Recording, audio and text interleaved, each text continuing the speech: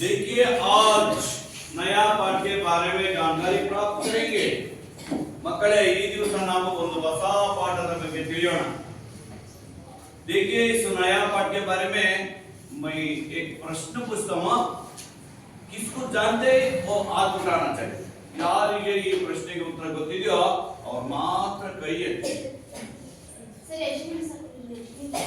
ಪಾಟಿ ಅವಾಗ ನೀವು ಒಂದು ಪಾಠ ಮಾಡ್ಕೊಂಡಾನೆ ಇದು ಓದ್ಬಿಟ್ಟು ಆಮೇಲೆ ಪ್ರಶ್ನೆ ಮಾಡ್ತೀವಿ ರೆಡಿ ಮಾಡ್ಬಾ ಮತ್ತೆ ಇದನ್ನ ಮಾಡಕ್ಕೆ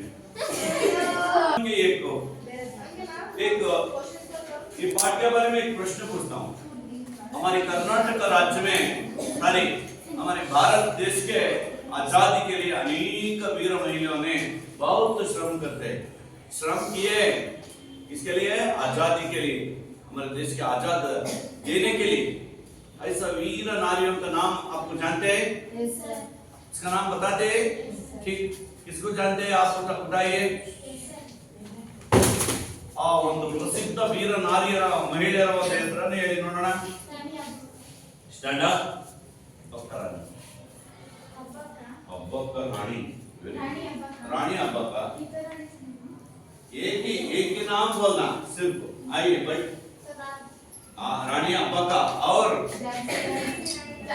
झांसी रानी लक्ष्मीबाई और वनके ओबव्वा और इसके साथ साथ कित्तूर रानी देखिए आज हम वीरांगना चन्नम्मा कित्तूर रानी चन्नम्मा पाठ के बारे में जानकारी प्राप्त करेंगे ಈ ದಿವಸ ನಾವು ಕಿತ್ತೂರ ರಾಣಿ ಚೆನ್ನಮ್ಮ ಎಂಬ ಪಾಠದ ಬಗ್ಗೆ ತಿಳಿದುಕೊಳ್ಳೋಣ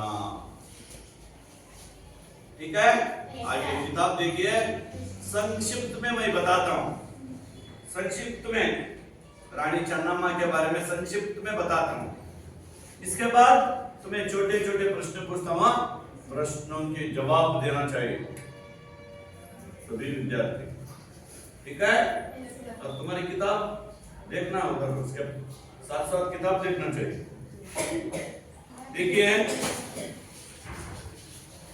ध्यान से देखिए ध्यान से पेज नंबर ध्यान से देखिए कित्तूर कर्नाटक राज्य के उत्तर बेलगाव जिले में ठीक है वहां से देखिए कित्तूर कर्नाटक राज्य के उत्तरी बेलगाव जिले में है वन दिनों कित्तूर कर्नाटक राज्य का व्यापार का प्रसिद्ध केंद्र भी था देश विदेश के व्यापारी हजारों बाजार में हीरे मोती जवाहर खरीदने के लिए आया करते थे ऐसा समृद्ध राज्य के राजा प्रजावत्सल्य मल्ल सर्जा चन्नम्मा के माता पिता ने औसला से उनका विवाह राजा मल्ल सर्जा के साथ कर दिया कित्तूर बेळगाम जिल्ಲೆಯ ಬೆಳಗಾಂ ಕರ್ನಾಟಕದ ಬೆಳಗಾಂ ಜಿಲ್ಲೆಯಲ್ಲಿ ಬರ್ತಕ್ಕಂಥ ಒಂದು ರಾಜ್ಯ ಆ ರಾಜ್ಯದ ರಾಜ ಮಲ್ಲಸರ್ಜಾ ಆ ಮಲ್ಲಸರ್ಜಾ ಬಹಳ ಒಂದು ಶ್ರೀಮಂತ ಕುಟುಂಬದಲ್ಲಿ ಹುಟ್ಟಿರ್ತಕ್ಕಂಥವನು ಅವನಿಗೆ ಚೆನ್ನಮ್ಮನ ತಂದೆ ತಾಯಿ ಕುಲಪ್ಪ ದೇಸಾಯಿ ಮತ್ತು ಪದ್ಮಾವತಿ ಒಪ್ಪಿ ಅವನ ಜೊತೆಗೆ ವಿವಾಹವನ್ನು ಮಾಡಿಕೊಟ್ಟರು ಮಲ್ಲಸರ್ಜನ ಜೊತೆಗೆ ಚೆನ್ನಮ್ಮನ ವಿವಾಹ ಆಯಿತು रानी चन्नम्मा कित्तूर राजवंश से रहने लगी उनके कोष से रत्न का पुत्र हुआ उसका नाम शिव बसवराज मದುವೆ ಆದ ನಂತರ ಅವರು ತನ್ನ ಗಂಡನ ಮನೆಯಲ್ಲಿ ಸ್ವಲ್ಪ ದಿನಗಳ ಕಾಲ ಬಹಳ ಸ್ವತಂತ್ರವಾಗಿ ಸಂತೋಷವಾಗಿ ಇರ್ತಾ ಇತ್ತು ಕೆಲವೇ ದಿನಗಳಲ್ಲಿ ಅವರಿಗೆ ಒಂದು ಮಗ ಜನಿಸ್ತಾನೆ ರಕ್ತದಂತ ಒಬ್ಬ ಪುತ್ರ ಜನಿಸ್ತಾನೆ ಅವನ ಹೆಸರೇ ಶಿವ ಬಸವರಾಜ ಪಾಪ ಏನಾಯ್ತೋ ಗೊತ್ತಿಲ್ಲ ಓ ಬಚಪನ್ ಮೇ ಉನ್ಕಿ ಮೃತ್ಯು हो गई ಪಾಪ ಕಾರಣಾಂತರದಿಂದ ಬಾಲ್ಯದಲ್ಲಿ ಅವನು ಮರಣ ಹೊಂದುತ್ತಾನೆ ಆದರೆ ಆ ಮಲ್ಲಸರ್ಜನ ಮೊದಲನೇ ಹೆಂಡತಿ ಇರ್ತಾಳೆ ರುದ್ರಮ್ಮ ಆ ರುದ್ರಮ್ಮನಿಗೂ ಕೂಡ ಒಬ್ಬ ಮಗ ಇರ್ತಾನೆ ಅವನ ಹೆಸರೇ ಶಿವಲಿಂಗ ಪಾಪ ಕಾರಣಾಂತರದಿಂದ ಶಿವಲಿಂಗ ರುದ್ರಸರ್ಜನ ನಂತರ ಕೆಲವೇ ದಿನಗಳಲ್ಲಿ ಆ ಮಲ್ಲಸರ್ಜನ ಕೂಡ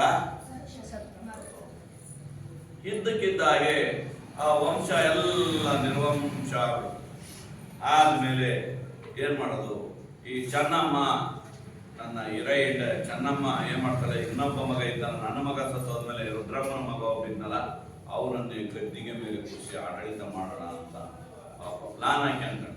ಆದರೆ ಅವನು ಇವಳ ಮಾತನ್ನ ಗಾಳಿಗೆ ತೂರಿ ಏನ್ ಮಾಡ್ದ, ಗಾಳಿಗೆ ತೂರಿದ ನಂತರ ಅಂದಿನಿಂದ ಕಿತ್ತೂರಿಗೆ ಪತನ ಶುರುವಾದ. ಹೌದಾ? ಇದಾದ ನಂತರ ಈ ಒಂದು ಶಿವಲಿಂಗ ರುದ್ರ ಸರ್ಜನ ಮೃತ್ಯು ಆದ್ಮೇಲೆ ಬ್ರಿಟಿಷರು ಕಿತ್ತೂರು ರಾಜ್ಯವನ್ನ ತನ್ನ ವಶವನ್ನಾಗಿ ಮಾಡ್ಕೋಬೇಕು ಅಂತ ಬಹಳಷ್ಟು ಪ್ರಯತ್ನ ಮಾಡಿದ್ರು ಕೂಡ ಏನಾಗುತ್ತೆ, ಈ ರಾಣಿ ಚೆನ್ನಮ್ಮ ಇದು ನಮ್ಮ ಹಿಂದಿನಿಂದ ಬಂದಂತ ಸೋತು, ಇದನ್ನು ಕೊಡಬಾರ್ದು, ದತ್ತು ತೆಗೆದುಕೊಂಡ್ರೆ ಅದು ನಮ್ಮ ಹಕ್ಕು, ಇವರೇ ಮಾಡಿದ ಬ್ರಿಟಿಷ್ ದತ್ತು ತೆಗೆದುಕೊಂಡವರಿಗೆ ಹಕ್ಕಿಲ್ಲ, ಅವರೇ ಅವರ ವಂಶಸ್ಥರೇ ಆಗಬೇಕು ಅಂತ ಇದು ಮಾಡಿದಾಗ ಇಲ್ಲ, ದತ್ತು ತೆಗೆದು ನನ್ನ ಒಂದು ವಿವೇಚನೆ ಬಿಟ್ಟದ್ದು, ನಮ್ಮ ಒಂದು ಅದು ಹಿಂದಿನಿಂದ ಪರಂಪರೆಯಾಗಿ ಬಂದಂತ ಆಸ್ತಿ ಅಂತ ಹೇಳಿ ಎಲ್ಲ ರಿಕ್ವೆಸ್ಟ್ ಮಾಡ್ಕೊಂಡ್ರು ಕೂಡ ನಾನು ಜೀವಂತವಾಗಿರುವವರೆಗೂ ಕೂಡ ನಾನು ಆ ಕಿತ್ತೂರು ರಾಜ್ಯವನ್ನು ಬಿಡೋದಿಲ್ಲ, ನಾನು ಅದನ್ನು ನಡೆಸ್ಕೊಂಡೇ ಉಳಿಸ್ಕೊಳ್ತೀನಿ ಅಂತಕ್ಕಂಥ ಮಾತನ್ನ ಹೇಳ್ತಾರೆ. ಕೊನೆಗೆ ಏನಾಗುತ್ತಪ್ಪ ಅಂತಂದ್ರೆ ಈ ಬ್ರಿಟಿಷ್ನವರು ಏನ್ ಮಾಡ್ತಾರೆ, ಆ ಬ್ರಿಟಿಷ್ನ ಕಡೆ ಇರ್ತಕ್ಕಂಥ ಕೆಲವರು 3 ಜನ ದೇಶದ್ರೋಹಿಗಳು ಇರ್ತಾರೆ. ವೆಂಕಟರಮಣ್, ಯಲ್ಲಪ್ಪ ಶೆಟ್ಟಿ, ತ್ಯಾಕರಿ. ಇವರು 3 ಜನ ದೇಶದ್ರೋಹಿಗಳು ಬಹಳಷ್ಟು ಒಚ್ಚ ಆಗ್ತಾರೆ. ಇದು ಒಂದು ಒಳ್ಳೆಯ ಅವಕಾಶ, ಈ ಕಿತ್ತೂರು ರಾಜ್ಯವನ್ನ ತನ್ನ ವಶವನ್ನಾಗಿ ಮಾಡಿಕೊಂಡ್ರೆ ಅಲ್ಲಿರ್ತಕ್ಕಂಥ ಆಸ್ತಿ ಅಂತಸ್ತು ಪುತ್ರರತ್ನ ವಜ್ರ ವೈಡೂರ್ಯಗಳೆಲ್ಲ ನಮ್ಮ ಪಾಲಾಗುತ್ತೆ ಅಂತ ಪ್ಲಾನ್ ಹಾಕಿ ಒಂದು ಸಲ ಅವರಿಗೆ ಇದನ್ನ ಮಾಡ್ತಾರೆ. ಚೆನ್ನಮ್ಮನಿಗೆ ಧಮಕಿ ನೋಡೋ, ಒಳ್ಳೆ ಮಾತಿನಲ್ಲಿ ಹೇಳ್ತಾ ಇದೀವಿ, ನೀವು ಈ ಒಂದು ಕಿತ್ತೂರು ರಾಜ್ಯವನ್ನು ಬಿಟ್ಟು ಬಾ, ದತ್ತು ತೆಗೆದುಕೊಂಡಂತವ್ರಿಗೆ ನಾವು ಒಪ್ಪಿಲ್ಲ, ನಿಮ್ಮ ವಂಶಸ್ಥರವರೇ ಆಗಿರಬೇಕು ಅಂತ ಮಾತನ್ನು ಹೇಳಿ 1-2 ಬಾರಿ ಪತ್ರಗಳ ಸಲಹೆಯಿಂದ ಪತ್ರಗಳನ್ನು ಕೊಟ್ಟು ಇದು ಮಾಡ್ತಾರೆ. ಆದ್ರೆ ಯಾವುದೇ ಪತ್ರಗಳನ್ನು ಕಳಿಸಿದ್ರು ಕೂಡ ರಾಣಿ ಚೆನ್ನಮ್ಮ ಏನ್ ಮಾಡಿದ್ರು, ಇಲ್ಲ, ಆ ಪತ್ರಗಳನ್ನು ಹರಿದಾಕಿದ್ರು. ನಾನು ಜೀವಂತವಾಗಿರೋವರೆಗೂ ಆ ಕಿತ್ತೂರು ರಾಜ್ಯವನ್ನು ನನ್ನ ವಶದಲ್ಲಿ ನಾನು ಆಡಳಿತವನ್ನು ಮಾಡ್ತೀನಿ, ಮತ್ತೊಬ್ಬರ ವಶಕ್ಕೆ ನಾನು ಬಿಟ್ಟುಕೊಡಲ್ಲ ಅಂತ ಮಾಡಿದಾಗ 2ನೇ ಬಾರಿನೂ ಕೂಡ ಮತ್ತೆ ಅವರು ಏನ್ ಮಾಡ್ತಾರೆ, ಮತ್ತೊಂದು ಪತ್ರವನ್ನು ಕಳಿಸಿ, ಮಾನವೀಯತೆ ದೃಷ್ಟಿಯಿಂದ ನಿನ್ನ ಜೀವಂತವಾಗಿರ್ಬೇಕು ಅನ್ನೋದಾದ್ರೆ ನೀವು ಈ ರೀತಿಯಾಗಿ ಮಾಡು ಅಂತ ಹೇಳಿದಾಗ ಮತ್ತೂ ಕೂಡ ಒಪ್ಪಲಿಲ್ಲ. ಒಂದ್ಸಲ ಬಲವಾದ ಸೈನ್ಯದೊಂದಿಗೆ ಬ್ರಿಟಿಷ್ನ ಕಡೆಯವರು ಮತ್ತೆ ರಾಣಿ ಚೆನ್ನಮ್ಮನ ಕಡೆಯವರು ಕೂಡ ಒಂದು ಬಲವಾದ ಸೈನಿಕರ ಜೊತೆಗೆ ಮುತ್ತಿಗೆಯನ್ನು ಹಾಕಲಿಕ್ಕೆ ಬರ್ತಾರೆ ಕಿತ್ತೂರು ರಾಜ್ಯವನ್ನು. ಕಿತ್ತೂರು ರಾಜ್ಯವನ್ನು ವಶಪಡಿಸತಕ್ಕಂಥ ಸಂದರ್ಭದಲ್ಲಿ ಆ ಕಡೆ ಸಂಖ್ಯೆ ಕಡಿಮೆ ಇರುತ್ತೆ. ಆ ಚೆನ್ನಮ್ಮನ ಕಡೆ ಇರ್ತಕ್ಕಂಥ ವೀರ ಸೈನಿಕರು ಅವರನ್ನ ಬಡಿದು ಎದುರಿಸಿ ಧಮಕಿ ಹಾಕಿ ಕಳಿಸ್ತಾರೆ. ಆದರೆ 2ನೇ ಬಾರಿ ಬ್ರಿಟಿಷರ ಕಡೆ ಇರ್ತಕ್ಕಂಥ ಸೈನ್ಯ ಬಹುದೊಡ್ಡದಾಗಿರುತ್ತೆ. 2ನೇ ಬಾರಿ 2,000 ಸೈನಿಕರೊಂದಿಗೆ ಕಿತ್ತೂರು ರಾಜ್ಯವನ್ನ ಮುತ್ತಿಗೆ ಹಾಕಿ ಘೋರವಾದ ಯುದ್ಧ ನಡೆಯುತ್ತೆ. ಆ ನಡೆದಂತ ಸಂದರ್ಭದಲ್ಲಿ ಸಿಂಹಿಣಿಯ ರೂಪದಲ್ಲಿ ಯಾರು ರಾಣಿ ಚೆನ್ನಮ್ಮ ವೀರಾವೇಶದಿಂದ ತನ್ನ ಸೈನಿಕರೊಂದಿಗೆ ಘೋರವಾದ ಯುದ್ಧ ನಡೆಯುತ್ತೆ. ಆ ಯುದ್ಧ ಮತ್ತೆ ಮಾಡ್ತಾರೆ. ಆ ಯುದ್ಧ ಬಹಳ ದಿನಗಳ ಕಾಲ ಉಳಿದ್ರು ಮತ್ತೊಂದು ಬಾರಿ ಕಡೆಯದಾಗಿ ಬ್ರಿಟಿಷರ ಕಡೆಯವರೆಲ್ಲರೂ ಕೂಡ ಮುತ್ತಿಗೆ ಹಾಕಿ ರಾಣಿ ಚೆನ್ನಮ್ಮನನ್ನ ಬಂದಿ ಬನಾನಿ ಅವ್ರನ್ನ ಸೆರೆಮನೆಗೆ ಕಟ್ಟಿಸ್ತಾರೆ. ಅಂದ್ರೆ ಅವಳನ್ನು ಸೆರೆ ಹಿಡಿದು ಅವಳಿಗೆ ಚಿತ್ರಹಿಂಸೆಯನ್ನು ಕೊಟ್ಟು ಬೈಲುವಂಗಲದ ಕಾರಾಗೃಹದಲ್ಲಿ ಅವರನ್ನ ಕಾರಾಗೃಹದಲ್ಲಿ ಕೆಲವೇ ದಿನಗಳಲ್ಲಿ ಚಿತ್ರಹಿಂಸೆಯನ್ನು ತಾಳಲಾರದೆ ರಾಣಿ ಚೆನ್ನಮ್ಮ ಮರಣ ಹೊಂದುತ್ತಾರೆ. ಆದ್ರೆ ವೀರಾವೇಶದಿಂದ ಹೋರಾಡಿರ್ತಕ್ಕಂಥ ಮಹಿಳೆ ರಾಣಿ ಚೆನ್ನಮ್ಮನ ಹೆಸರು ಕರ್ನಾಟಕದ ಮೂಲೆ ಮೂಲೆಯಲ್ಲಿ ಅಷ್ಟೇ ಅಲ್ಲ, ಇಡೀ ದೇಶಾದ್ಯಂತ ಎಲ್ಲ ಕಡೆ ಕೂಡ ಅವಳ ಒಂದು ಹೆಸರು ಇವತ್ತು ಕೂಡ ಜೀವಂತವಾಗಿ ಅವಳ ದೇಹ ಎಲ್ಲಿದ್ರು ಮಾಡಿರ್ತಕ್ಕಂಥ ಸೇವೆ, ಆ ಕರ್ತವ್ಯ, ಅವಳ ವೀರವೇಷದ ತನ ಇಂದಿಗೂ ಕೂಡ ಜನರ ಮನೆಯ ಮಾತಾಗಿದೆ. ಇದು ರಾಣಿ ಚೆನ್ನಮ್ಮನ ಒಂದು ಜೀವನ ಪರಿಚಯ. ಇದೆಲ್ಲ ನಿಮ್ಗೆ ಅರ್ಥ ಆಗಿದೆ ನಿನ್ನೆ ದಿವಸ ಹೇಳಿ. ನಾನು ಇದಕ್ಕೆ ಪಾಠ ಇನ್ನೊಂದು ಸ್ವಲ್ಪ ಸಂಕ್ಷಿಪ್ತವಾಗಿ ಹೇಳಿ, ಇದ್ರ ಬಗ್ಗೆ ತುಂಬಾನೇ ಪ್ರಶ್ನೆ ಇದೆ. ಅವುಗಳನ್ನ ನಿಮ್ಮ ಕಡೆಯಿಂದಲೇ ಅದನ್ನ ಪಾಪ ಇದನ್ನ ನಿಮ್ಮ ಕಡೆಯಿಂದಲೇ ಈಗ ನಾನು ವ್ಯವಸ್ಥೆ ಮಾಡ್ತಾ ನೋಡಿ ಹೆಂಗಿದೆ ಅನ್ನೋದನ್ನ ಯಾರು ಪಾಠ ಚೆನ್ನಾಗಿ ಅರ್ಥ ಮಾಡ್ಕೊಂಡಿದ್ದಾರೋ ಅವರಿಗೆ ನಿಜವಾದ ಈ ಪ್ರಶ್ನೆ ಉತ್ತರನ ಅರ್ಥ ಆಗುತ್ತೆ.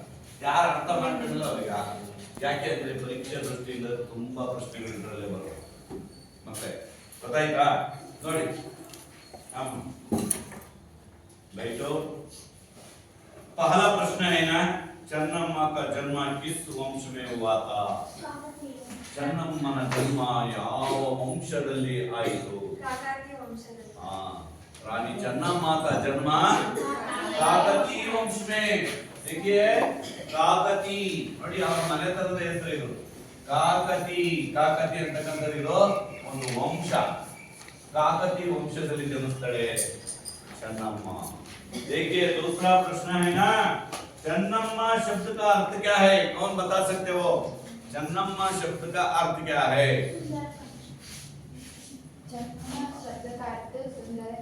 चन्नम्मा शब्द का अर्थ चन्नम्मा ಅಂದ್ರೆ ಸುಂದರ ಕನ್ಯೆ, ಸುಂದರ ಕನ್ಯೆ ಅಂದ್ರೆ ಅರ್ಥ ಆಯ್ತಲ್ಲ? ಯಾರಾದ್ರೂ ಕೇಳಿದ್ರು ನೀವು ಪರೀಕ್ಷೆಯಲ್ಲಿ ಕೇಳಿದ್ರೆ ಇವನ್ನ ನಿಜವಾಗ್ಲೂ ಹೇಳ್ಬೋದು, ಬರೀಬೇಕು, ಹೇಳೋದಷ್ಟೇ ಅಲ್ಲ ಬರೀಬೇಕು. ನೆಕ್ಸ್ಟ್ ಮೂರನೇ ಪ್ರಶ್ನೆ, ಕಿತ್ತೂರ್ ಕಹಾ ಹೈ? ಕರ್ನಾಟಕದ ಯಾವ ಜಿಲ್ಲೆಯಲ್ಲಿ ಇದೆ ಕಿತ್ತೂರು? वाक्य रूप में बताइए, कित्तूर कहाँ है? कित्तूर कर्नाटक राज्य में बेलगाम जिले में है।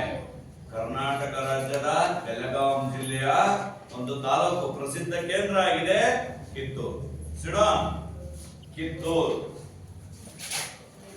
जनरल क्वेश्चन, कित्तूर किसके प्रसिद्ध है? कित्तूर किसके प्रसिद्ध है? ವ್ಯಾಪಾರ के प्रसिद्ध केंद्र है। कित्तूर ಯಾವುದಕ್ಕೆ ಪ್ರಸಿದ್ಧ ಕೇಂದ್ರವಾಗಿದೆ? व्यापार के लिए वह प्रसिद्ध केंद्र है। ठीक है। चन्नम्मा का विवाह किसके साथ हुआ? बोलिए, किसके साथ? चन्नम्मा का विवाह मल्लसर्ज के साथ हुआ। चन्नम्मा मದುವೆ ಯಾರ ಸಂಗಡ ಆಯಿತು? विवाह का मतलब क्या है? ना विवाह का मतलब ಏನ್ ಚಾಕ್ಲೇಟ್ ತಂದಿ? ವಿವಾಹ ಮದುವೆ, ಮಮತೆ ದುಃಖ ವ್ಯತೆ. ಏನ್ರಿ? ಮಮತೆ ದುಃಖ ವ್ಯತೆ ಬೇಕು ಅಂದ್ರೆ ಮಾಡ್ಕೊಳ್ಳಿ. चन्नम्मा का विवाह मल्लसर्ज के साथ किस तरह हुआ? वो उनका विवाह ಯಾವ ರೀತಿ ಆಯಿತು? धूमधाम से। किस तरह? धूमधाम से। धूमधाम ಅಂದ್ರೆ ಏನು? ವಿಜೃಂಭಣೆ. ಅವರ ಮದುವೆ ವಿಜೃಂಭಣೆಯಿಂದ ನಡೀತಾ. ಯಾಕೆಂದ್ರೆ ದೊಡ್ಡ ರಾಜ, ಸಾಕಷ್ಟು ಹಣ, ಅಂತಸ್ತು, ಆಸ್ತಿ ಇದೆ, ರತ್ನದಂತ ಪುತ್ರಿ, ಮಲ್ಲಸರ್ಜ ರಾಜ್ಯದ ರಾಜ. ಇವರ ವಿವಾಹ ತುಂಬಾ ವಿಜೃಂಭಣೆಯಿಂದ ನೆರವೇರಿತು। शिवलिंग रुद्र सर्ज ने किसको गोद लिया? शिवलिंग रुद्र सर्ज कौन थे? क्या नाम? शिवलिंग रुद्र सर्ज रुद्रम्मा का रुद्रम्मा कौन थे? मल्लसर्ज का पहला पत्नी ಎರಡನೇ ಪೀಳಿಗೆ ಆಕ್ರೋಶ ಸಾನಿ ಮದುವೆ ಕೊಡುತ್ತಾರೆ मल्लसर्ज का पहला पत्नी का नाम क्या है? रुद्रम्मा का पुत्र का नाम क्या है? शिवलिंगा रुद्रसर्जा। मल्लसर्जा अल्लाह, शिवलिंगा रुद्रसर्जा। ओके। और मल्लसर्ज का दूसरा पत्नी का नाम क्या है? चन्नम्मा। दूसरा ಎರಡನೇ ಹೆಂಡತಿ ಯಾರು? ಮಲ್ಲಸರ್ಜನಿಗೆ ಚನ್ನಮ್ಮ का पुत्र का नाम क्या है? ಶಿವ ಬಸವರಾಜ। ನೆನಪಿರಲಿ, ಚೆನ್ನಮ್ಮನ ಪುತ್ರನ ಹೆಸರು ರುದ್ರಮ್ಮನ ಮಗನ ಹೆಸರು ಶಿವಲಿಂಗ ರುದ್ರ ಸರ್ಜ.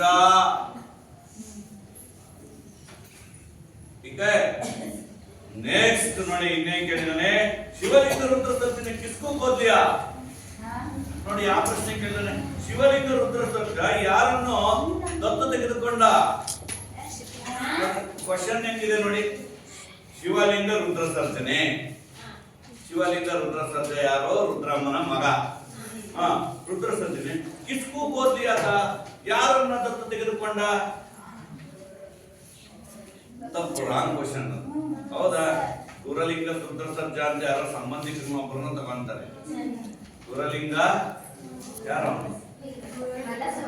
ಗುರಲಿಂಗ ಮಲ್ಲ ಸರ್ಜನ ದತ್ತು ತೆಗೆಂತಾರೆ ಆದ್ರೆ ಕ್ವಶನ್ ರಾಂಗ್ ಇದೆ ಇರಲಿ नेक्स्ट क्वेश्चन ही बने ಚೆನ್ನಮ್ಮ को अंग्रेजों ने कहां बनाया था ಚೆನ್ನಮ್ಮಳನ್ನು ಬ್ರಿಟಿಷರು ಎಲ್ಲಿ ಸೆರೆ ಹಿಡಿದರು ಎಲ್ಲಿಗೆ ಹಾಕಿದರು ಸೆರೆ ಹಿಡಿದರು ಎಲ್ಲಿಗೆ ಹಾಕಿದ್ರು ಸೆರೆ ಹಿಡಿದು ಬೈಲುವಂಗಲ ಎಲ್ಲಿ ಬರ್ತದೆ ಬೈಲುವಂಗಲ ಬೆಳಗಾಂ ಜಿಲ್ಲೆ में आते हैं ಬೈಲುವಂಗಲ ಬೈಲುವಂಗಲ ಬೆಳಗಾಂ ಜಿಲ್ಲೆಯಲ್ಲಿ ಬರುತ್ತೆ ಅದು ಒಂದು ದೊಡ್ಡ ಸೆರೆಮನಿ ಸೆರೆಮನಿ ಅಂದ್ರೆ ಜೈಲ್ ಜೈಲ್ ಅಂದ್ರೆ ಬಂದಿಖಾನೆ ಬಂದಿಖಾನೆ ಅಂದ್ರೆ ಸೆಲ್ नेक्स्ट क्वेश्चन ಚೆನ್ನಮ್ಮ के माता पिता का नाम क्या है कौन बता सकते हो ಚೆನ್ನಮ್ಮನ ತಂದೆ ತಾಯಿ ಯಾರು ಯಾರ ಹೆಸರು ಹೇಳ್ತೀರಿ ಚೆನ್ನಮ್ಮ का पिता ದುಳ್ಳಪ್ಪ ದೇಸಾಯಿ और माता पद्मावती पिता दुर्लभ देसाई पिता माता पद्मावती पद्मावती दुर्लभ देसाई दोनों कौन थे यार ಚೆನ್ನಮ್ಮ का दोनों कौन थे दूसरे अर्थ में ಒಂದ ಅರ್ಥದಲ್ಲಿ ಚೆನ್ನಮ್ಮನ ತಂದೆ ತಾಯಿ और दुर्लभ देसाई और पद्मावती दोनों कौन थे और ಯಾರು ದಂಪತಿಗಳು ಗಂಡ ಹೆಂಡತಿ ठीक है बैठो बैठो नेक्स्ट ಚೆನ್ನಮ್ಮ को उनके पिता से कौन सी कला प्राप्त हुई थी ಚೆನ್ನಮ್ಮನಿಗೆ ತನ್ನ ತಂದೆಯಿಂದ ರಕ್ತಗತವಾಗಿ ಯಾವ ಕಲೆಗಳು ಬಂದಿದ್ದವು ರಕ್ತಗತವಾಗಿ ಅವರಿಗೆ ಯಾವ ಒಂದು ವಿಚಾರಗಳು ಅವರು ರಕ್ತಗತವಾಗಿ ಬಂದದ್ದು ಘೋಡಾ ಸವಾರಿ ಬಿಲ್ಲು ಬಾಣ ಬಿಲ್ಲು ಬಾಣ ಬತ್ತಳಿಕೆಗಳನ್ನು ಹೊಡೆಯುವುದು इकलौती बेटी वो दोनों और ये पद्मावती और दुर्लभ देसाई की इकलौती बेटी के अर्थ क्या है वो बड़े मगड़ो और किन किन क्या पिता से कौन सी कला ತಂದೆಯಿಂದ ಯಾವ ಯಾವ ಗುಣಗಳು ಅವರಿಗೆ ಬಂದದ್ದು ಘೋಡಾ ಸವಾರಿ ಆ ಶಸ್ತ್ರೋं के अभ्यास बिल्लू बाणಗಳನ್ನ ಹೊಡೆಯೋದು और इसके बाद अके टक्कर बिल्लू बाण युद्ध कला भी राधे युद्ध ಮಾಡೋದು ಬಿಲ್ಲು ಬಾಣಗಳನ್ನು ಹೊಡೆಯೋದು ಕುದುರೆ ಸವಾರಿ ಮಾಡೋದು ನನ್ನ ತಂದೆಯಿಂದ ರಕ್ತಗತವಾಗಿ ಬಂದಂತ ಕಲೆಗಳು ಯಾರಿಗೆ ಗೊತ್ತಾಯ್ತಾ ನೆಕ್ಸ್ಟ್ ಕ್ವೆಶ್ಚನ್ ನೋಡಿ ಪ್ರಶ್ನೆಗೆ ಅರ್ಥ ಎಷ್ಟೊಂದಿದಾವೆ ನೀವು ಪಾಠ ಚೆನ್ನಾಗಿ ಅರ್ಥ ಮಾಡ್ಕೊಂಡ್ರೆ ಪ್ರಶ್ನೆಗೆ ಉತ್ತರನ ಸುಲಭವಾಗಿ ಹೇಳ್ಬೋದು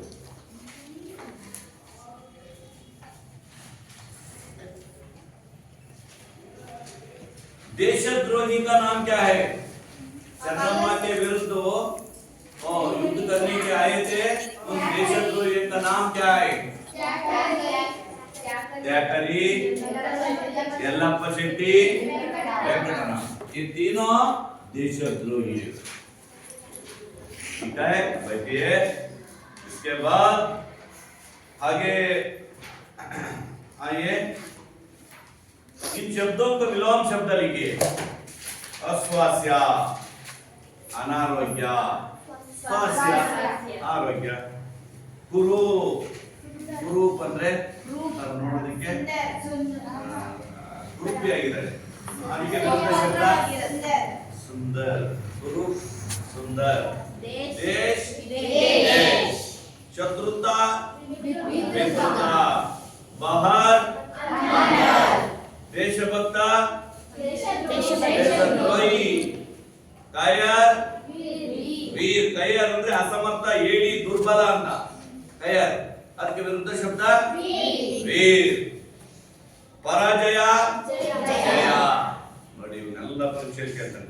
अन्यलिंग बताइए. पिता रानी पुत्री बाप दादा शेरिनी.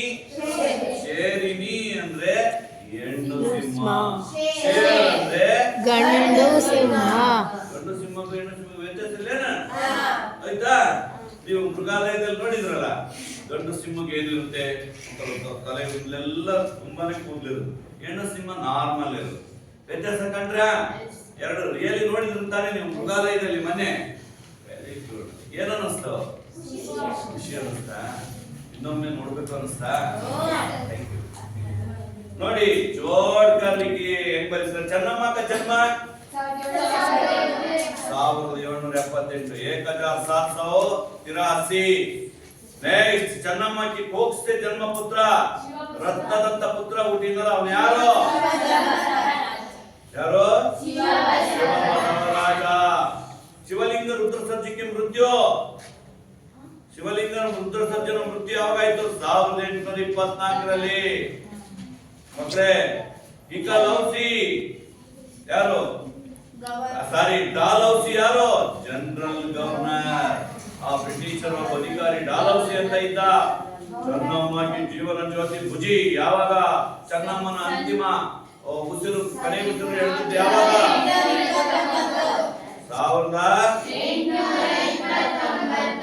1826. ಹೇಳ್ರಿ,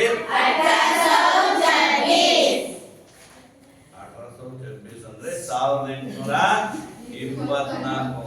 ನೀವು ಅಡ್ಡ ಬಂದ ನಡಿ ಅಂತಲ್ಲ, ಆ ಗಾನ ಹೇಳ್ತಲ್ಲ 1826. ನೆಕ್ಸ್ಟ್ ಹಾಗೆ ಬನ್ನಿ. ನೋಡಿ ಮಕ್ಕಳೇ, ಇಲ್ಲಿ ತುಂಬಾ ಚೆನ್ನಾಗಿದೆ. ಅನೇಕ ಶಬ್ದಗಳಿಗೆ ಏಕ ಶಬ್ದ, ಅನೇಕ ಶಬ್ದಗಳ ಜೊತೆಗೆ ಒಂದು ಶಬ್ದ ಮಾಡ್ಬೇಕು. ಹೆಂಗೆ? ಸಾಮಾನ್ ಖರೀದ್ನ ಅವ್ರು ಬೇಚನ, ಸಾಮಾನನ್ನ ಖರೀದಿ ಮಾಡೋದು, ಬೇಚನ ಕೊಂಡ್ಕೊಳ್ಳೋದು, ಮಾರೋದು, ಕೊಂಡ್ಕೊಳ್ಳೋದು, ಮಾರೋದು. ಅದಕ್ಕೆ ಏನಂತೀವಿ? ವ್ಯಾಪಾರಿ. ಏನಂತೀವಿ? ನೋಡಿ, झूठी प्रशंसा करने वाला. झूठी प्रशंसा करने, झूठी ಅಂದ್ರೆ ಸುಳ್ಳನ್ನ ಯಾವಾಗಲೂ ಹೇಳ್ತಕ್ಕಂಥವನಿಗೆ ಏನಂತೀವಿ? ಸುಳ್ಳನ್ನ ಯಾವಾಗಲೂ ಹೇಳ್ತಿರ್ತಾನೆ. झूठवाला, ಸುಳ್ಳು ಹೇಳೋನು. ಹೌದಾ? ಆಮೇಲೆ जिनका कोई संतान ना हो, ಅವರಿಗೆ ಯಾವುದೇ ರೀತಿಯಾದ ಮಕ್ಕಳೇ ಇಲ್ಲ. ನಿಸ್ಸಂತಾನ. ನಿಸ್ಸಂತಾನ ಮಕ್ಕಳಿದ್ದರಿಗೆ ಏನಂತೀವಿ? ನೋಡಿ, ಮಕ್ಕಳೇ ಇಲ್ಲ. देश के प्रति द्रोह करने वाला. ಯಾರು ಅವರು? ಮೂವರು ಇದ್ರಲ್ಲ,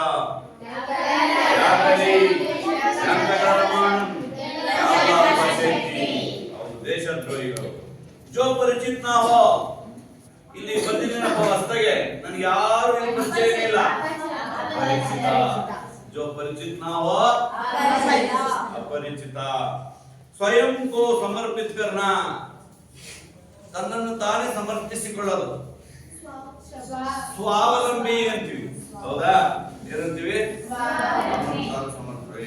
ನಾನು ಒಬ್ಬರು ಬೈಬೇಕಾದ್ರೆ, ನಾನು ಮಕ್ಕಳನ್ನ ಅರ್ಥ ಮಾಡ್ಕೊಂಡು, ಯಾರಿಗಾದ್ರೂ ಒಬ್ಬರು ಮಡಿಬೇಕಾದ್ರೆ ನಾನು ಅದನ್ನ ಎಷ್ಟು ನೋವಾಗುತ್ತೆ ಅಂತ ಅರ್ಥ ಮಾಡ್ಕೊಂಡು ಸಮರ್ಥಿಸ್ಕೊಂತಾರಲ್ಲ, ಅದಕ್ಕೆ ಸ್ವಾವಲಂಬಿ.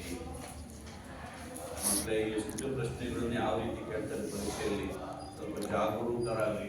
ಯಾಕೆ ಅಂದ್ರೆ ಮತ್ತೆ ನಿಮಗೆ ಈ 9th ನಲ್ಲಿ ಇನ್ನೊಂದು 2 ತಿಂಗಳು ಎಕ್ಸಾಮ್ ಇದೆ, ನಿಮಗೆ ಫೇಲ್ ಮಾಡೋ ಚಾನ್ಸಸ್ ಇದೆ.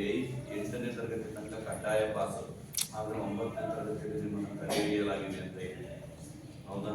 ಹಾಗಾಗಿ ದಯಮಾಡಿ ನೀವು ಪರೀಕ್ಷಾ ಸಂದರ್ಭದಲ್ಲಿ ಸರಿಯಾದ ರೀತಿಯಲ್ಲಿ ಪರೀಕ್ಷೆಯನ್ನು ಬರೀಬೇಕು. ಯಾವ ಪ್ರಶ್ನೆಗೂ ಉತ್ತರವನ್ನು ಯೋಚನೆ ಮಾಡ್ತಾರೆ. ಪ್ರತಿಯೊಂದು ಪ್ರಶ್ನೆನೂ ಕೂಡ ಅಟೆಂಡ್ ಮಾಡಬೇಕು. ಅಂಡರ್ಸ್ಟ್ಯಾಂಡ್? ಓಕೆ. ನೀವು ನೆಕ್ಸ್ಟ್ ಎಲ್ಲ 10th ಸ್ಟ್ಯಾಂಡರ್ಡ್ ಬರೋದಿಲ್ಲ. ಇನ್ನು ಅಂತಿಮ ಘಟ್ಟಕ್ಕೆ ಬರ್ತಾ ಇದ್ರಿ. देखिए इधर आइए, कन्नड़ में अनुवाद कीजिए. कन्नड़ हिंदिಯಲ್ಲಿ ಕೊಟ್ಟಿದ್ದಾನೆ, ಕನ್ನಡದಲ್ಲಿ ಅನುವಾದ ಮಾಡಿ. ಕಿತ್ತೂರು कर्नाटक राज्य के उत्तरी बेलगावी जिले में. कौन बता सकते हो? ಕಿತ್ತೂರು ಕರ್ನಾಟಕ ರಾಜ್ಯದ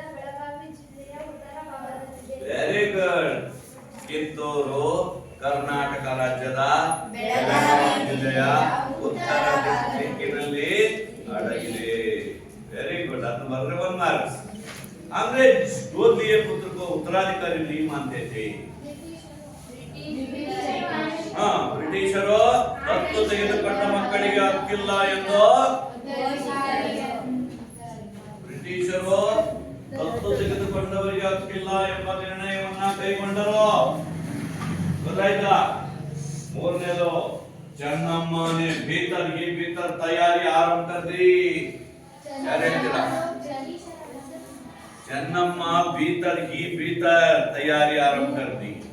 ಚೆನ್ನಮ್ಮಳು ಒಳಗಿಂದೊಳಗೆ ಯುದ್ಧವನ್ನು ಮಾಡಲು ಎಲ್ಲ ತಯಾರಿಯನ್ನ ಚೆನ್ನಮ್ಮ ಒಳಗಿಂದೊಳಗೆ ಯುದ್ಧವನ್ನು ಮಾಡಲು ಎಲ್ಲ ತಯಾರಿಯನ್ನು ಅಂಡರ್ಸ್ಟ್ಯಾಂಡ್. ಕಿತ್ತೂರು ಸ್ವತಂತ್ರ ರಾಜ್ಯ है. ರಾಜ್ಯವಾಗಿದೆ. लास्ट सॉरी, ಚೆನ್ನಮ್ಮ के पीछे 2000 योद्ध थे. ಚೆನ್ನಮ್ಮಳ ಹಿಂದೆ 2000 वीर सैनिकರು. अंग्रेजों को दोबारा हार माननी पड़ी. ಏನು ಅಂಗ್ರೇಜೋ ದುಬಾರಾ ಹಾರ್ ಮಾನನಿ ಪಡಿ. ಬ್ರಿಟಿಷರು ಮತ್ತೊಮ್ಮೆ ಸೋಲನ್ನು ಅನುಭವಿಸಿದರು. ठीक है, ಇಲ್ಲಿಗೆ ರಾಣಿ ಚೆನ್ನಮ್ಮ, ವೀರಾಂಗ ಚೆನ್ನಮ್ಮ ಪಾಠದ ಒಂದು ವಿಚಾರ ಮುಗಿತು. ಇನ್ನೊಂದೆರಡು ಶಬ್ದಗಳಿಗೆ ನೀವು ವಾಕ್ಯದಲ್ಲಿ ಪ್ರಯೋಗ ಮಾಡಬೇಕು. ನೀವೇ ಹೇಳ್ತಾ ಇದೀರಿ, ನಾನು ಕೇಳ್ತೀನಿ, ಯಾರು ಹೇಳ್ತಾರೋ ವಾಕ್ಯದಲ್ಲಿ ಪ್ರಯೋಗ ಮಾಡಿ. ಕಾಕತಿ, ಇದು इसलिए वाक्य बनाइए. काकती, ಚೆನ್ನಮ್ಮ ಕಾಕತಿ ವಂಶ. ಚೆನ್ನಮ್ಮ ಕಾಕತಿ ವಂಶದವಳಾಗಿದ್ದಳು. ಚೆನ್ನಮ್ಮ ಕಾಕತಿಯ ವಂಶ में जन्म लिया. ಚೆನ್ನಮ್ಮಳು ಕಾಕತಿಯ ವಂಶದಲ್ಲಿ ಜನಿಸಿದಳು. ಸಿಡಾನ್. ನೆಕ್ಸ್ಟ್, ವಿವಾಹ. विवाह का एक वाक्य बनाइए. मದುವೆ. ಚೆನ್ನಮ್ಮಳು ಮಲ್ಲಸರ್ಜನ ಜೊತೆಗೆ ಹೊಂದಿದಳು. ಚೆನ್ನಮ್ಮ का विवाह मल्लसर्ಜಿ के साथ हुई. ಚೆನ್ನಮ್ಮಳ ಮದುವೆ ಮಲ್ಲಸರ್ಜನ ಜೊತೆಗೆ ಆಯಿತು. ಧೂಮ್ ಧಾಮ್. ಚೆನ್ನಮ್ಮಳ ಮದುವೆ ಅದ್ದೂರಿಯಾಗಿ ಆಯಿತು. धूम धाम का मतलब क्या है? ಚೆನ್ನಮ್ಮಳ ಮದುವೆ ಮಲ್ಲಸರ್ಜನ ಜೊತೆಗೆ धूम धाम ವಿಜೃಂಭಣೆ. ಯಾರು ಹೇಳ್ತಾರೆ ಅಂತ ವಾಕ್ಯ? विजृंभणे. कहाँ बता सकते हो विजृंभणे? ಚೆನ್ನಮ್ಮನ ವಿವಾಹ ಮಲ್ಲಸರ್ಜನ ಜೊತೆಗೆ ವಿಜೃಂಭಣೆಯಿಂದ.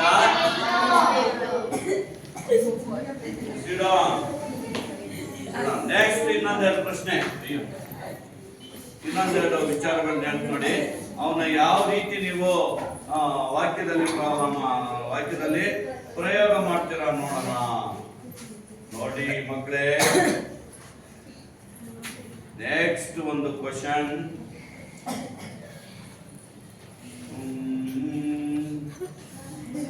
अलग होता है अंगे बनता है।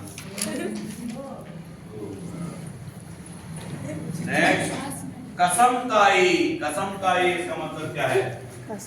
कसमकाई ಒಂದ್ಸಲ ಕೇಳಿದಾನೆ ಅಂತ ಹೇಳಿ कसमकाई ಏನಂದ್ರೆ कसमकाई ಇಲ್ಲಿ ಹೇಳಿದ್ರು ನೋಡಿ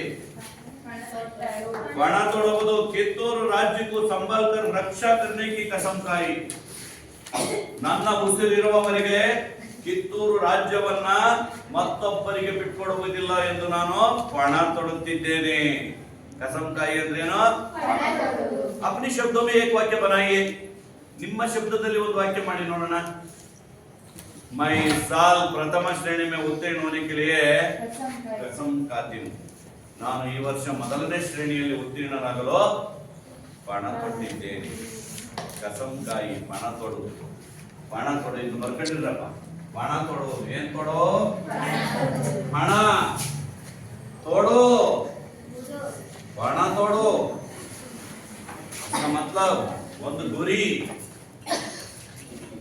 ठीक है। इसके बाद अभी तक रानी चन्नम्मा पाठ के बारे में अभी तक ಚೆನ್ನಮ್ಮ पाठ के बारे में जानकारी कर चुके हैं ಇಲ್ಲಿವರೆಗೂ ವೀರಾಂಗನ್ ಚೆನ್ನಮ್ಮನ ಜೀವನ, ಅವರ ಜೀವನ ಪರಿಚಯ, ಅವರ ತಂದೆ ತಾಯಿ, ಅವಳ ಒಂದು ಸಂಸ್ಕೃತಿ, ಅವಳ ವಿದ್ಯಾಭ್ಯಾಸ, ಅವಳ ಒಂದು ಬಾಲ್ಯತನದಲ್ಲಿ ಯಾವ ಯಾವ ವಿಷಯಗಳನ್ನ ಕಲ್ತಿದ್ದೆ, ಅವಳ ಒಂದು ಮದುವೆ ಹಂತಕ್ಕೆ ಬಂದಾಗ ಅವಳ ವಿವಾಹ ಯಾರ ಸಂಗಡ ನೆರವೇರಿತು, ಹೌದಾ, ಆ ಮದುವೆ ಅವಳ ಯಾರ ಸಂಗಡ ನೆರವೇರಿತು, ಆ ಮದುವೆ ಆದ ನಂತರ ರತ್ನದಂತ ಒಬ್ಬ ಪುತ್ರ ಜನಿಸಿದ, ಆ ಮಗು ಸಾವಿಗೆ ಕಾರಣ ಏನು, ಆ ಮಗು ಸತ್ತೋದ್ಮೇಲೆ ನೆಕ್ಸ್ಟ್ ಆ ಮಲ್ಲಸತ್ಯ ಯಾಕೆ ಸತ್ತೋದ, ಮಲ್ಲಸತ್ಯ ಸತ್ತ ಮೇಲೆ ರಾಣಿ ಚೆನ್ನಮ್ಮ ವೀರಾವೇಶದಿಂದ ಆ ಕಿತ್ತೂರು ರಾಜ್ಯವನ್ನು ಬಿಟ್ಕೊಡದೆ ಯಾವ ರೀತಿ ತನ್ನ ವಶವಾಗಿ ಇಟ್ಕೊಂಡು ಹೋರಾಟ ಮಾಡಿದ್ರು, ಹೋರಾಟ ಮಾಡ್ತಕ್ಕಂಥ ಸಂದರ್ಭದಲ್ಲಿ ಅವರಿಗೆ ಆಗಿರ್ತಕ್ಕಂಥ ನೋವುಗಳೇನು, ಏನೇನು ಕಷ್ಟಗಳನ್ನ ಎದುರಿಸಿದ್ರು, ಇಷ್ಟೆಲ್ಲ ಆದ್ಮೇಲೆ ಕೊನೆಗೆ ಬಿಡಬಾರದು ಆ ಕಿತ್ತೂರು ರಾಜ್ಯ ನಮ್ಮ ಪುರಾತನ ಕಾಲದಿಂದ ನಮ್ಮ ವಂಶ ಪಾರಂಪರೆಯಾಗಿ ಬಂದಿರತಕ್ಕಂಥದ್ದನ್ನು ನಾವು ಬಿಡಬಾರದು ಅಂತ ಕೊನೆ ಉತ್ತರಿರುವವರೆಗೂ ಹೋರಾಟ ಮಾಡಿ ಆ ರಾಜ್ಯವನ್ನು ಉಳಿಸ್ಕೊಳ್ಳೋದಕ್ಕೆ ಪ್ರಯತ್ನ ಮಾಡಿದ್ರು. ಆದರೆ ಕೊನೆ ಗಳಿಗೆಯಲ್ಲಿ ಕೂಡ ಬ್ರಿಟಿಷರು ಸಾಕಷ್ಟು ಸೈನಿಕರ ಜೊತೆಗೆ ಹಿಂಬಾಲಿಸಿ ಅವರನ್ನ ಬಂದಿಖಾನೆಗೆ ಹಾಕಿ ಚಿತ್ರಹಿಂಸೆಯನ್ನು ಕೊಡೋದ್ರ ಮೂಲಕ ಆ ಒಂದು ಬೆಳಗಾಂ ಜಿಲ್ಲೆಯ ಬೈಲುವಂಗಲ ಸೆರೆಮನೆಯಲ್ಲಿ ಕೊನೆಯ ಉಸಿರನ್ನು ಹೇಳಿದ್ದಾರೆ. ಆ ಕೊನೆಯ ಉಸಿರು ಎಳೆದಂತ ಒಂದು ಸಂದರ್ಭ, ಅವಳು ಮಾಡಿರ್ತಕ್ಕಂಥ ಸಾಧನೆ ನಿಜವಾಗ್ಲೂ ಇವತ್ತು ಕರ್ನಾಟಕದ ಮೂಲೆ ಮೂಲೆಯಲ್ಲಿ ಪ್ರತಿಯೊಬ್ಬರ ಜನರ ಮನೆಯ ಮಾತಾಗಿದೆ ಅಂತಂದ್ರೆ ರಾಣಿ ಚೆನ್ನಮ್ಮ. अभी तक ये रानी चन्नम्मा पाठ के बारे में आपको जानकारी कर चुके हैं, सबको मालूम हो गया, समझ में शायद मुझे लगता है तुमको सभी को मालूम हो गया है, ठीक है, अच्छा ठीक, कदम